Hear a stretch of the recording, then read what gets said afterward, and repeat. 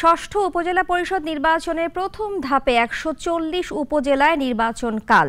এরই মধ্যে সব প্রস্তুতি শেষ করেছে নির্বাচন কমিশন। কেন্দ্রে কেন্দ্রে পাঠানো হয়েছে ভোটের সরঞ্জাম। নির্বাচনী এলাকার নিরাপত্তা নিশ্চিতে কাজ করছে আইন শৃঙ্খলা বাহিনী। প্রতিনিধিদের পাঠানো তথ্য ছবিতে জানাচ্ছেন সিরাজুমণি শুভ। রাত পোহালেই দেশের ১৪০ উপজেলায় শুরু হচ্ছে ভোট গ্রহণ। নির্বাচন ঘিরে প্রস্তুত কমিশন। এলাকায় পৌঁছে গেছে নির্বাচনী সরঞ্জাম। নারায়ণগঞ্জ বন্দর উপজেলা নির্বাচনে ভোট কেন্দ্রে যাচ্ছে সরঞ্জাম। বুঝে নিয়েছেন কেন্দ্রে দায়িত্বপ্রাপ্ত প্রিজাইডিং অফিসার ও আইন শৃঙ্খলা বাহিনীর সদস্যরা।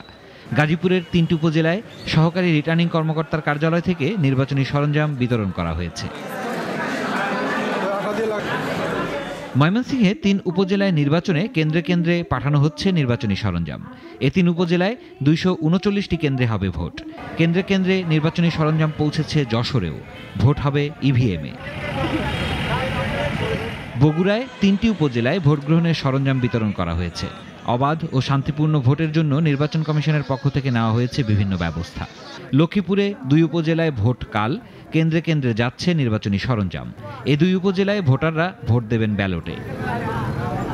মেহেরপুরেও নির্বাচন অফিস থেকে ভোটের সরঞ্জাম কেন্দ্রে কেন্দ্রে পাঠানো হয়েছে। ৩ উপজেলার ভোট কেন্দ্রে সরঞ্জাম যাচ্ছে জয়পুরহাটে। মাগুরায় ২ উপজেলায় পৌঁছেছে নির্বাচনী মালামাল। এছাড়াও জামালপুর, নওগাঁ, রাঙামাটি, দিনাজপুর, মানিকগঞ্জ, জয়পুরহাট, শেরপুর, চাঁপাইনবাবগঞ্জ, গাইবান্ধা সহ সব নির্বাচনী এলাকায় যাচ্ছে সরঞ্জাম। জোরদার করা হয়েছে এসব এলাকার নিরাপত্তা। সিরাজুমণি শুভ, নাগরিক। ওয়ালটন ফ্রিজ কিনে অনেকের মতো আপনিও হয়ে যেতে পারেন মিলেনিয়াল। সেরা পণ্যের সেরা অফার।